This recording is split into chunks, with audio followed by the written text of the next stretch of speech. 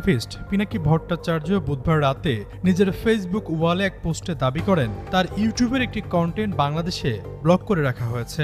গুরুতর অভিযোগ তুলে ওই পোস্টে তিনি লেখেন, আমার আজকের ভিডিও অন্তর্বর্তী সরকার বাংলাদেশে ব্লক করে রেখেছে। শেখ হাসিনা সরকারও আমার ভিডিও ব্লক করেনি, অথচ এই সরকার বন্ধ করলো। এরপরই নেট দুনিয়ায় বিষয়টি নিয়ে শুরু হয় তুমুল সমালোচনা। বাংলাদেশে কেন ভিডিও ব্লক করে রাখা হয়েছে তা জানতে প্রধান উপদেষ্টার বিশেষ সহকারী ফায়েজ আহমেদের সঙ্গে যোগাযোগ করেন পিনাকি ভট্টাচার্য। প্রধান উপদেষ্টার বিশেষ সহকারী এই কন্টেন্ট ক্রিয়েটরকে বলেন, ভিডিও ব্লকের বিষয়ে সরকারের উচ্চ পর্যায় থেকে কোনো নির্দেশনা ছিল না।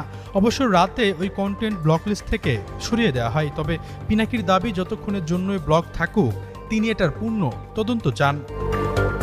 পিনাকি ভট্টাচার্য 2018 সালে শিক্ষার্থীদের আন্দোলন চলাকালে পরিচিতি লাভ করেন। এরপর রাজনৈতিক বিতর্কে জড়িয়ে 2019 সালের জানুয়ারিতে গোপনে দেশ ছেড়ে ব্যাংককে পাড়ি জমান। এর 2 মাসের মাথায় তিনি ফ্রান্সে পাড়ি জমান। বর্তমানে সেখানে রাজনৈতিক আশ্রয় রয়েছেন এবং সেখানে পিএইচডি করছেন।